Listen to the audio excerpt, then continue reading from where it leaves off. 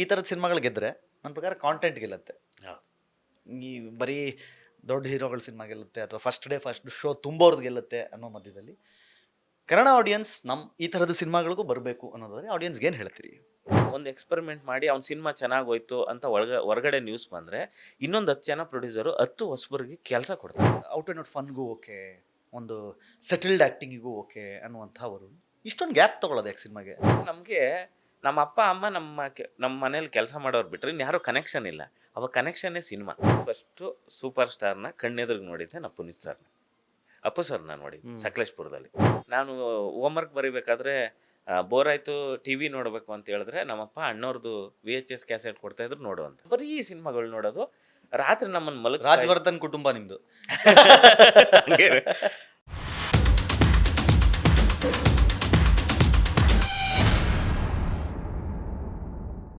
I never thought Varun can create ಅಂದರೆ visual.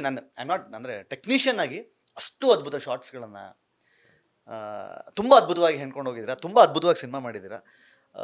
Audience ಇನ್ನೂ ಬರ್ಬೇಕು ನನ್ನ ಪ್ರಕಾರ. ಸಾಲದು ಕನ್ನಡ ಸಿನಿಮಾಗಳು ಒಂದು ಒಳ್ಳೆ ಸಿನಿಮಾ ಬಂದಾಗ ಈ ಥರದ ಸಿನಿಮಾಗಳು ಗೆದ್ದರೆ ನನ್ನ ಪ್ರಕಾರ ಕಾಂಟೆಂಟ್ ಗೆಲ್ಲುತ್ತೆ. ಈ ಬರೀ ದೊಡ್ಡ ಹೀರೋಗಳ ಸಿನಿಮಾ ಗೆಲ್ಲುತ್ತೆ ಅಥವಾ ಫಸ್ಟ್ ಡೇ ಫಸ್ಟ್ ಶೋ ತುಂಬೋರ್ದು ಗೆಲ್ಲುತ್ತೆ ಅನ್ನೋ ಮಧ್ಯದಲ್ಲಿ ಕನ್ನಡ ಆಡಿಯನ್ಸ್ ಈ ಥರದ ಸಿನಿಮಾಗಳಿಗೂ ಬರಬೇಕು ಅನ್ನೋದಾದ್ರೆ ಆಡಿಯನ್ಸ್ಗೆ ಏನು ಹೇಳ್ತೀರಿ? ಅಂದರೆ ಒಂದು ವಿಶೇಷವಾದಂಥ ಒಂದು ಕಥೆ. ಅಂದರೆ ನಾನು ಹೇಳೋದಕ್ಕಿಂತನೂ ಆಡಿಯನ್ಸ್ ನೋಡಿದವ್ರು ಹೇಳಿದ್ರು ಒಂದು ಹೊಸ ಪ್ರಯತ್ನ ಮಾಡಿದ್ದೀರಾ, ಅದಕ್ಕೆ ಜನಗಳ ಬೆಂಬಲನೂ ಸಿಗ್ತಾ ಇದೆ, ಥಿಯೇಟ್ರಲ್ಲಿ ಚೆನ್ನಾಗೂ ಹೋಗ್ತಾ ಇದೆ.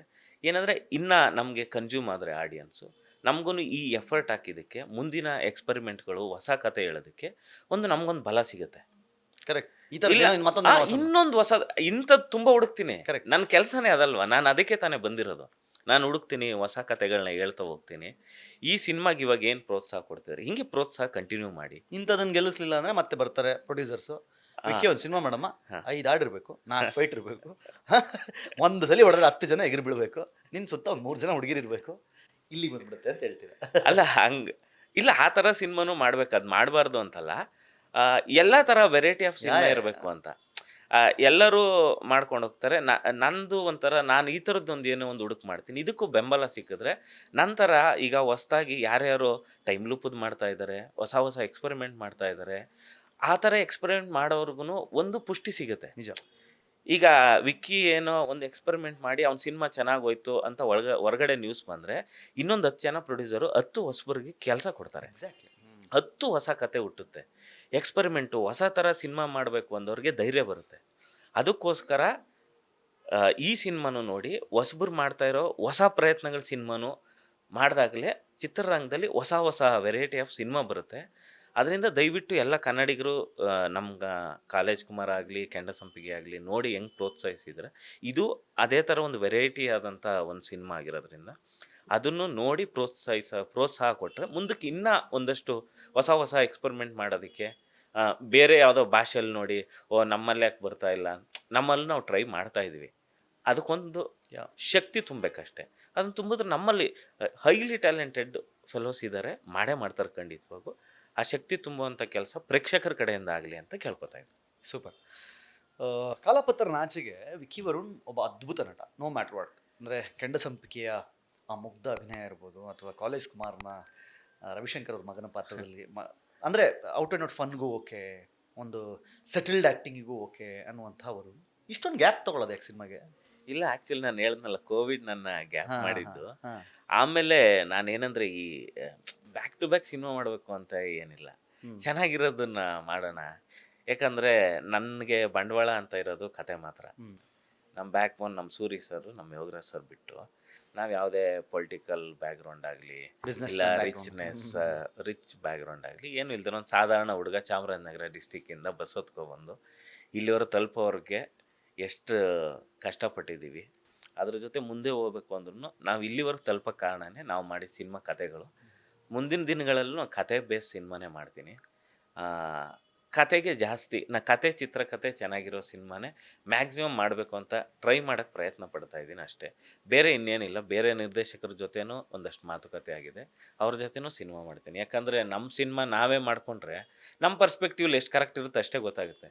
ಬೇರೆಯವ್ರ ಪರ್ಸ್ಪೆಕ್ಟಿವಲ್ಲೂ ನಮ್ಮನ್ನು ಹೆಂಗ್ ನಾವು ತೋರಿಸ್ಬೋದು ತೋರಿಸ್ಬೋದು ಅನ್ನೋದಿರುತ್ತಲ್ಲ, ಅದಕ್ಕೋಸ್ಕರ ಬೇರೆಯವ್ರ ಜೊತೆಗೂ ಮಾಡ್ತಾ ಇದ್ದೀನಿ. ನನ್ನ ಜೊತೆಗೂ ನಾನು ಸಿನಿಮಾ ಮಾಡ್ತಾ ಇದ್ದೀನಿ ಆ ಥರ. ಕೆಂಡ ಸಂಪಿಗೆಗೆ ಮುಂಚೆ ವಿಕ್ಕಿ ಏನು ಅಂದರೆ ನೀವು ಹೇಳಿದ್ರಿ ಚಾಮರಾಜನಗರದ ಬಸ್ ಹತ್ಕೊಂಡು ಬಂದವನು. ಹಾಂ, ನಂಗೆ ಗೊತ್ತಿಲ್ಲ ಎಲ್ಲಾದರೂ ಮಾತಾಡಿದ್ರಿ ಹಿಂದೆ, ಬಟ್ ಯಾರು ವಿಕ್ಕಿ, ಯಾರು ವಿಕ್ಕಿ ವರುಣ್ ಯಾರು? ವಿಕ್ಕಿ ವರುಣ್ ಒಬ್ಬ ರೈತಾಪಿ ಕುಟುಂಬದ ಸಾಧಾರಣ ಹುಡುಗ. ನಮ್ಮಕ್ಕ ಡಾಕ್ಟ್ರು. ನಾನು ಸುಮ್ಮನೆ ಜೋಕಿಗೆ ಎಲ್ಲರಿಗೂ ನಾನು ಆ್ಯಕ್ಟ್ರು ಅಂತ ಸುಮ್ಮನೆ ರೈಮಿಂಗ್ ವರ್ಡ್ಸ್ಗೆ. ನಾನು 2009ರಲ್ಲಿ 2008ರಲ್ಲಿ ಡಿಗ್ರಿ ಮುಗಿಸಿ ಯೋಗರಾಜ್ ಸರ್ ಹತ್ರ ಕೆಲಸಕ್ಕೆ ಸೇರ್ಬೇಕಂತ ಗೆಳೆಯಂತರ ಮುಖಾಂತರ ಬಂದು ಮೀಟ್ ಮಾಡಿದಾಗ ಯೋಗರಾಜ್ ಸರ್ ಅಂದರು, ನಿಂಗೇನು ಗೊತ್ತು ನನಗೆ ಗೊತ್ತಿದ್ದಷ್ಟೇ ಸಿನಿಮಾ ನೋಡೋದು, ಸಿನಿಮಾ ಪ್ರೀತಿ. ಯಾಕಂದರೆ ನಮ್ಮ ತಂದೆ ತಾಯಿ ತುಂಬ ಸಿನಿಮಾ ನೋಡ್ತಾಯಿದ್ರು. ನಮ್ಮದು ಚಾಮರಾಜನಗರ ಡಿಸ್ಟಿಕಲ್ಲಿ 3 ಥಿಯೇಟ್ರ್ ಇತ್ತು. ಆ ಥಿಯೇಟ್ರಲ್ಲಿ ನಮ್ಮ ತಂದೆ ಈ ಸ್ಕೂಟ್ರಲ್ಲಿ ಟ್ಯಾಂಕ್ ಮೇಲೆ ಮಕ್ಕಳು ಕೂರಿಸ್ಕೊಳೋದು.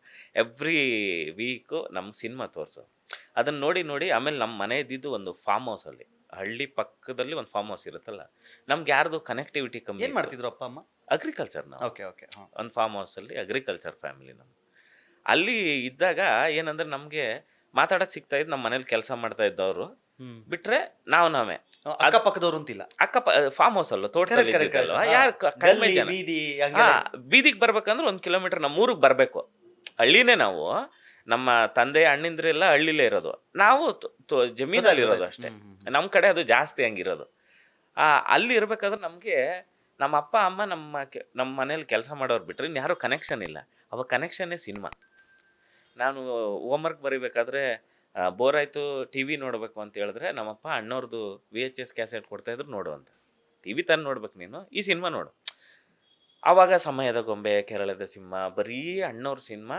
ಈ ಕಡೆ ನಮ್ಮ ತಾಯಿಯವ್ರದ್ದು ವಿಷ್ಣುವರ್ಧನ್ ಸರ್ ಸಿನಿಮಾ. ಬರೀ ಸಿನಿಮಾಗಳು ನೋಡೋದು. ರಾತ್ರಿ ನಮ್ಮನ್ನು ರಾಜವರ್ಧನ್ ಕುಟುಂಬ ನಿಮ್ಮದು. ಆಯ್ತಾ. ರಾತ್ರಿ ಹೊತ್ತು ಮಲ್ಕೋಬೇಕಾದ್ರೆ ಏನಂದರೆ ಈ ಚಿತ್ರಕಥೆ ಕ್ಯಾಸೆಟ್ ಬರ್ತಾ ಇತ್ತು ಅವಾಗ. ಹೌದೌದು. Audio cassette. ಅದನ್ನು ಪ್ಲೇ ಮಾಡಿ ಹಾಕಿದ್ರೆ ಅದನ್ನು ಕೇಳ್ಕೊಂಡು ಮಲಗೋದು. ಓ, ನಿಮಗೆ ತುಂಬಿರೋದಲ್ಲ, ಈ ಮೈಂಡಲ್ಲಿ ಬ್ಲಡ್ಡಲ್ಲೆಲ್ಲ ತುಂಬಿಟ್ಟರು ಸಿನಿಮಾ. ಅಂದರೆ ಅದು ನನ್ನ ಸಿನಿಮಾಗೆ ಹೋಗುವಂತ ಯಾವತ್ತು ಹೇಳಿ. ಅಲ್ಲ, ಬಟ್ ಹಂಗೆ ಅಂದರೆ ಅನ್ಕಾನ್ಶಿಯಸ್ ಆಗಿ ನಮ್ಗೆ ಆಪ್ಷನಲ್ ಅಂತಿದ್ದಿದ್ದೇ ಸಿನಿಮಾ. ಹಂಗೆಲ್ಲ ಆಗಿ ಯೋಗರಾಜ್ ಸರ್ ಹತ್ರ ಬಂದು ಕೇಳಿದೆ, ನಿಂಗೇನು ಆವಾಗ ಇದೇನು ಬೇರೆ ಬೇರೆ ಇದೆ, ಬರೀ ನೋಡಿದ್ರೆ ಈ ಕೇಳಿದ್ರೆ ಆಗಲ್ಲ ಕೆಲಸ ಅಂಥೇಳಿ 1 ವರ್ಷ ಬೆಳಗ್ಗೆ 7:00ವರೆಗೆ ಲೈಬ್ರರಿಗೆ ಹೋಗೋದು, 10:30ವರೆಗೆ library close, Kuvempu Nagar library ಪುಸ್ತಕ ಓದೋದು, 10:30 ಮಾರ್ನಿಂಗ್ ಶೋ ಸಿನಿಮಾಗೆ ಹೋಗೋದು, ಮಧ್ಯಾಹ್ನ ಊಟ ಮಾಡೋದು, ಇನ್ನೊಂದು ಸಿನಿಮಾಗೆ ಹೋಗೋದು, ಸಾಯಂಕಾಲ ಮತ್ತೆ ಲೈಬ್ರರಿಗೆ ಬರೋದು. ಯಾರ್ದು ಕಾಸೇನು ಸಮಸ್ಯೆ ಇರಲಿಲ್ಲ. ಹೌದಾ? ನಮ್ಮ ಮನೆಯಲ್ಲಿ ಕಾಸು ಗೀಸಿಗೇನು ಬೇಕಂದ್ರೆ ಖರ್ಚಿಗೆ ಸಿಗೋದು, ಬೇಕು ಅನ್ನಷ್ಟಲ್ಲ, ಅಲ್ಲ ಬೇಕಂದಾಗ ಸಿಗೋದು, ನೋಡ್ಕೋತಾ ಇದ್ರು ಅಷ್ಟೇ. ನಾನು ಹೋಗೋದು 1 ಇಯರ್ ಇಷ್ಟು ಬೆಳಗ್ಗೆ ಇಷ್ಟು ರೊಟೀನ್ ನಡೀತಾ ಇತ್ತಲ್ಲ. 4:30-5 ಗಂಟೆಗೆ ಮತ್ತೆ 6:30ವರೆಗೆ ಪುಸ್ತಕ ನೋಡಿ, ಸೆಕೆಂಡ್ ಶೋ ಸಿನಿಮಾ ನೋಡಿ, ರಾತ್ರಿ 9-9:15 ಎಲ್ಲ ಫ್ರೆಂಡ್ಸ್ ಸಿಗ್ತಾಯಿದ್ರು. ಅವ್ರಿಗೆ ಬೆಳಗ್ಗೆಯಿಂದ ಯಾವ್ಯಾವ ಪುಸ್ತಕ ಓದಿದೆ, ಯಾವ್ಯಾವ ಸಿನಿಮಾ ನೋಡೋದು, ಕತೆ ಹೇಳೋದು ವಾಪಸ್ ಅವ್ರಿಗೇನೆ. ನನಗೆ ಜ್ಞಾಪಕ ಇರಬೇಕಲ್ಲ. ಅವಾಗ ರೀಕಾಲ್ ಮಾಡೋದು. ನಂಗೆ ರೆಕಾರ್ಡ್ ಮಾಡೋಕ್ಕೆ ರೆಕಾರ್ಡ್ ಇರಲಿಲ್ಲ. ಅವಾಗ ಫೆಸಿಲಿಟಿ ಕಡಿಮೆ ಇತ್ತು. ಈ ಎಕ್ಸಾಮಲ್ಲಿ ನಾವು ಪ್ರಿಪೇರ್ ಆಗಿ ರಿಹರ್ಸಲ್ ಮಾಡ್ತೀವಲ್ಲ, ಹಂಗೆ ರಿಹರ್ಸಲ್ ದಿನ ಹಿಂಗೆ ಮಾಡಿ ಒಂದಿನ ಜಾಕಿ ರಿಲೀಸ್ ಆಗಿತ್ತು, ಸೂಪರ್ ಡೂಪರ್ ಹಿಟ್ ಆಗಿತ್ತು. ಆವಾಗ ಯೋಗರಾಜ್ ಸರ್ ಆಫೀಸಿಗೆ ಬಂದೆ. ಯೋಗರಾಜ್ ಸರು, ಸೂರಿ ಸರ್ ಎಲ್ಲ ಸಿಕ್ಕಿದ್ರು. ಆವಾಗ ಫಸ್ಟ್ ಡೇ ನಾನು ಸೀದಾ ಪರಮಾತ್ಮ ಶೂಟಿಂಗ್ಗೆ ಕ್ಲಾಪ್ ಬಾಯಾಗಿ ಹೋದೆ. ಸೂಪರ್. ಅಲ್ಲಿ ಹೋಗಿ ಫಸ್ಟು ಸೂಪರ್ ಸ್ಟಾರ್ನ ಕಣ್ಣೆದ್ರಿಗೆ ನೋಡಿದ್ದೆ. ನಾನು ಪುನೀತ್ ಸರ್ನ, ಅಪ್ಪು ಸರ್ನ ನೋಡಿದ್ದೆ ಸಕಲೇಶ್ಪುರದಲ್ಲಿ. ಅಲ್ಲಿ ನೋಡಿ ಆ ಜರ್ನಿ ಸ್ಟಾರ್ಟ್ ಆಯಿತು. ಪರಮಾತ್ಮ ಮುಗೀತಾ ಬರ್ತಾ ಇದ್ದಂಗೆ ಅಣ್ಣಬಂಡ್ ಶುರು ಆಯಿತು. ಅವಾಗ ನಮ್ಮ ಗಡ್ಡ ವಿಜಯ್ ಅವ್ರು ಗೊತ್ತಲ್ಲ, ಡೈರೆಕ್ಟರ್, ಅವರು ಬಾ ಅಂತೇಳಿ ಸೂರಿ ಸರ್ ಹತ್ರ ಜಾಯಿನ್ ಮಾಡಿಸಿದ್ದು. ಅಲ್ಲಿಂದ ಅಸ್ಟೆಂಟ್ ಆಗಿ, ಅಲ್ಲಿಂದ ಕ್ಲಾಪಿಂದ ಸ್ವಲ್ಪ ನೆಕ್ಸ್ಟ್ ಕಾಸ್ಟ್ಯೂಮ್ ಕಂಟಿನ್ಯೂಟಿ ನೋಡ್ಕೊಳ್ಳೋದು. ಅಲ್ಲಿ ಸೇರಿದ್ದು ಅಪ್ ಟು ನಮ್ಮ ದೊಡ್ಡ ಮನೆವರೆಗೂ ಸೂರಿ ಸರ್ ಜೊತೆಗೆ ಸಿನಿಮಾ ಮಾಡಿ ಅಸೋಸಿಯೇಟ್ ಆದ್ರಿ. ಅಸೋಸಿಯೇಟ್ ಕಡ್ಡಿಪುಡಿಗೆ ಅಸೋಸಿಯೇಟ್. ಇದಕ್ಕೆ ಕಂಟಿನ್ಯೂಟಿ. ಕೆಂಡ ಸಂಪಿಗೆ ನೀವು ಬೇಕು ಅಂತ ಹೆಂಗೆ ತಗೊಂಡ್ರು? ಆ್ಯಕ್ಚುಲಿ ಅದೇನಾಯ್ತು ಅಂದರೆ, ನಾನು ಅಸೋಸಿಯೇಟ್ ಡೈರೆಕ್ಟ್ರು ಕಡ್ಡಿಪುಡಿಗೆ, ಕೆಂಡ ಸಂಪಿಗೆ. ಆವಾಗ ದೊಡ್ಡ ಮನೆ ಹುಡುಗ ಸಿನಿಮಾ ಅಪ್ಪು ಸರ್ದು 1.5 ವರ್ಷ ಡೇಟು ಕಾಯ್ಬೇಕಾಗಿತ್ತು. ಓಕೆ. ಕಡ್ಡಿಪುಡಿ ಆದ ತಕ್ಷಣ ಸರ್ದು 1 ಸಿನಿಮಾನೋ 2 ಸಿನಿಮಾನೋ ಇತ್ತು. ಈ 1.5 ವರ್ಷ ಏನೂ ಕೆಲಸ ಇರಲಿಲ್ಲ ಸೂರಿ ಸರ್ಗೆ. ಅಪ್ಪು ಸರ್ದು ಸಿನಿಮಾ ಮಾಡೋರು. ಸರಿ. ಈ ಗ್ಯಾಪಲ್ಲಿ ಒಂದು ಸಿನಿಮಾ ಮಾಡೋಣ ಅಂತ ಶುರು ಸುಮ್ಮನೆ ಮಾಡಿದ್ವಿ. ಒಂದು ಸಣ್ಣ ಸಿನಿಮಾ ಮಾಡೋಣ. ಒಂದು ಚಿಕ್ಕ ಸಿನಿಮಾ ಮಾಡಿ ನನ್ಗೆ ಇಷ್ಟ ಬಂದಂಗೆ ಮಾಡೋಣ ಅಂತೇಳಿ. ಯಾರು ಏನು ಹೀರೋ ಅಂತ ಏನು ಫಿಕ್ಸ್ ಇಲ್ಲ. ಇಲ್ಲ ಯಾರು ಇಲ್ಲ, ಮಾಡೋಣ ಅಂತೇಳಿ ಫಿಕ್ಸ್ ಆದಾಗ ಇ ಟಿ ವಿ ಸೂರ್ಯ ಅವ್ರು ಗೊತ್ತಲ್ಲ, ರಂಗಶಂಕರ್ ಅವರು ಒಂದು ಲೈನ್ ನಮ್ಮ ರಾಜೇಶ್ ನಟರಂಗ್ ಅವರು ನಮ್ಮ ಸರ್ರು ಸಿಕ್ಕಿದಾಗ ಒಂದು ಲೈನ್ ಹೇಳಿದ್ರಂತ. ಅವರು 1993 ಒಂದು ಕತೆ ಬರೆದಿದ್ದೆ, ಯಾವುದೋ ಈಜಿಪ್ಟ್ಗೂ ಎಲ್ಲೋ ಹೋದಾಗ ಸುಮ್ಮನೆ ಬರ್ದಿದ್ದ ಆ ಕತೆ, ಲ್ಯಾಂಡ್ಲೈನ್ ಫೋನ್ ಕತೆ, ಅದನ್ನು ಹೇಳಿದಾರೆ ಸರ್ಗೆ. ಇವ್ರು ಬಂದು ಚೆನ್ನಾಗೈತೆ ಇದನ್ನು ಮಾಡೋಣ, ತುಂಬ ಫ್ರೆಶ್ ಇದೆ ಲೈನು, ಕ್ಯೂಟ್ ಲವ್ ಸ್ಟೋರಿ ಬೇರೆ ಇದೆ, ಮಾಡೋಣ ಇದು ಹೆಂಗೆ ಲ್ಯಾಂಡ್ಲೈನ್ ಕತೆನ ಹೆಂಗೆ ಇದು ಮಾಡೋಣ, ಮೊಬೈಲಿಗೆ ತರಬೇಕಲ್ಲ. ಸರಿ ಆಯಿತು ಅಂತೇಳಿ ಅವ್ರು 93 ಬರೆದಿದ್ದು, ಅದನ್ನು 2014 ತರಬೇಕಾಗಿತ್ತು, ಒಂದು 10 ವರ್ಷ ಮುಂದಕ್ಕೆ. ಅದು ಸ್ಕ್ರೀನ್ ಪೇ ಎಲ್ಲ ಮಾಡಿ ನಂಗೆ ಕೊಟ್ಟಾಗ ಆ ಸ್ಕ್ರಿಪ್ಟ್ನ ಟೈಪ್ ಮಾಡಿದ್ದು ನಾನೇ. ಆವಾಗ ನಾನು ಹೀರೋ ಅಲ್ಲ, ಅವಾಗಲೂ ಹೀರೋ ಅಲ್ಲ, ಆವಾಗಲೂ ಯಾವ ಪಾತ್ರಗಳು ಇನ್ನೂ ಯಾರ್ದು ಫಿಕ್ಸ್ ಇಲ್ಲ. ಸ್ಕ್ರಿಪ್ಟ್ ಎಲ್ಲ ರೆಡಿ ಆಯಿತು, ಒಂದಷ್ಟು ಜನ ಆ್ಯಕ್ಟ್ರುಗಳು ಆ್ಯಕ್ಟ್ರಸ್ಸು ಎಲ್ಲರನ್ನೂ ಕರೆಸಿದ್ರು, ಇಂಟರ್ವ್ಯೂ ಮಾಡಿದ್ರು, ಎಲ್ಲ ಮಾತುಕತೆ ಆಯಿತು. ಒಂದಷ್ಟು ಜನ ಫಿಕ್ಸ್ ಅಂತನೂ ಆದರು. ಸರಿ ಇನ್ನೇನು ಶೂಟ್ಕೋಬೇಕಾರೆ ಯಾಕೋ ಸರ್ ಇಲ್ಲ, ನನಗೇನು ಗೊತ್ತಿಲ್ಲದೆ ಇರೋರು ಬೇಕು ಈ ಸಿನಿಮಾಗೆ, ನೋಡಿದ ತಕ್ಷಣ ಇನ್ನೋಸೆಂಟ್ ಅನ್ನಿಸ್ಬೇಕು, ಪಾತ್ರ ಮಾಡಿ ನಾನು ಒಳ್ಳೆಯವನು ಅಂತ ಬಾಯಲ್ಲಿ ಹೇಳೋದಕ್ಕಿಂತ ಅವ್ನು ನೋಡಿದ್ರೆ ಪಾಪದ ಹುಡುಗಂತರ ಅವನೊಬ್ಬ ಬೇಕು ಅಂತ ಸರ್ಚ್ ಮಾಡಬೇಕಾದ್ರೆ ಮಾನ್ವಿತಾ ಅವ್ರನ್ನ ಒಬ್ಬರು ರೆಫರ್ ಮಾಡಿದ್ರು, ನಮ್ಮ ನಂದಣ್ಣ ಮತ್ತು ಸಚಿನ್ ಅವ್ರನ್ನ ರೆಫರ್ ಮಾಡಿದ್ರು. ಅವ್ರು ಬಂದು ಎಲ್ಲ ಮಾತುಕತೆ ಆಯಿತು. ಒಂದಿನ ಹಿಂಗೆ ಮಾತಾಡ್ಬೇಕಾದ್ರೆ ಸರ್ ಹೇಳಿದ್ರು ನೀನೇ ಮಾಡುವಂಥದ್ದು. ನಿಮಗೆ ನನಗೆ ಅಲ್ಲಿ ತನಕ ಬಣ್ಣ ಹಚ್ಚಿಲ್ಲ? ಇಲ್ಲ, ಅದಕ್ಕೆ ಮುಂಚೆ ಕಡ್ಡಿಪುಡಿಲಿ ಒಂದು ಚಿಕ್ಕ ಕ್ಯಾರೆಕ್ಟರ್ ಮಾಡಿದೆ. ಅದಕ್ಕೆ ಮುಂಚೆ ಪರಮಾತ್ಮದಲ್ಲಿ ಒಂದು ಮಾಡಿದೆ, ಎಡಿಟಲ್ಲಿ ಇದೆ, ಬಟ್ ಫೇಸ್ ಕಾಣಲ್ಲ.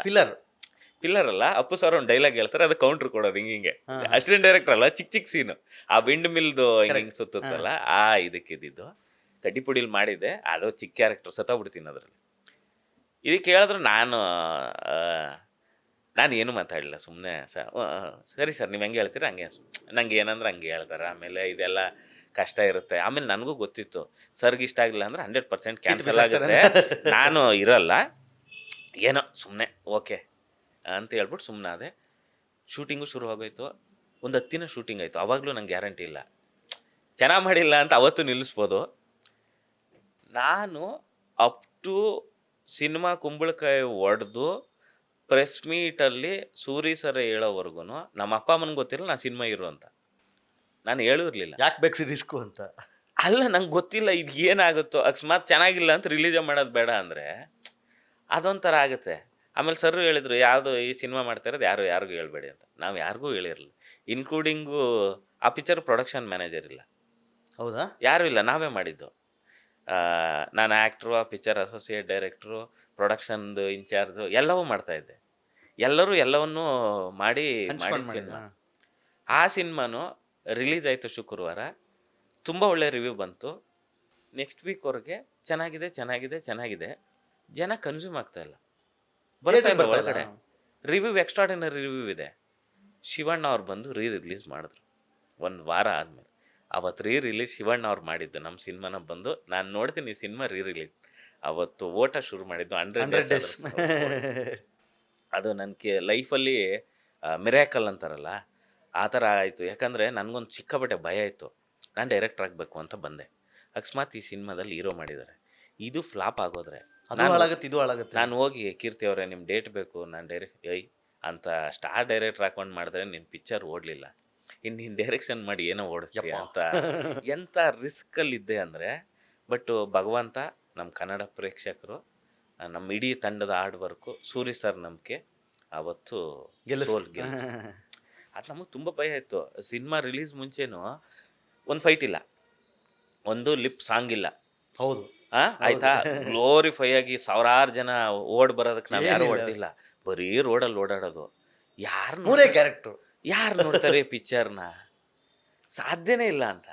ಎಷ್ಟು ಭಯದಲ್ಲಿ ರಿಲೀಸ್ ಮಾಡಿದ್ವು ಅಂದರೆ, ಫಸ್ಟ್ ಟೈಮು ಆ ಸಿನಿಮಾನ ರಿಲೀಸ್ ಬಿಫೋರ್ ನೋಡಿದ್ದು ಜಯಂತ್ ಕಾಯ್ಕಿಣಿಯವರು. ಅಲ್ಲಿವರೆಗೂ ನಾವು ತೋರಿಸ್ತವ್ರೆಲ್ಲ ಇದೆ ಏನು ಅಂತ ಹೇಳ್ತಾ ಇಲ್ಲ, ಫುಲ್ ಟೆನ್ಷನ್. ಜಯಂತ್ ಸರ್ ನೋಡ್ಬಿಟ್ಟೆ, ಏನು ಚೆನ್ನಾಗಿರೋ ಪಿಕ್ಚರ್ ಮಾಡ್ಬಿಟ್ಟಿದ್ದೀರಾ, ಫಾರ್ಮುಲಾ ಸಿನಿಮಾ ಟೈಮ್ ಅದು, ಏನು ಚೆನ್ನಾಗಿ ಮಾಡಿದ್ದೀರಾ ಅಂತ ಹೇಳ್ಬಿಟ್ರು. ನಮಗೆ ಜಯಂತ್ ಸರ್ ಹೇಳೋವರೆಗೂ ಜಡ್ಜ್ಮೆಂಟೇ ಸಿಗ್ತಾ ಇಲ್ಲ, ತಲೆ ಕೆಟ್ಟೋಗ್ಬಿಟ್ಟಿತ್ತು. ಆಮೇಲೆ ಅವರು ಹೇಳಿದ್ಮೇಲೆ ನಂಬಿಕೆ ಬಂದು ರಿಲೀಸ್ ಮಾಡಿದ್ರು, ಹಂಗೆ ಅದು ಚೆನ್ನಾಗಾಯಿತು. ಅದಾದಮೇಲೆ ಕಾಲೇಜ್ ಕುಮಾರ ಇಮಿಡಿಯೇಟ್ ಸಿಗ್ತಾ ಅದು. Speed plus Karnataka.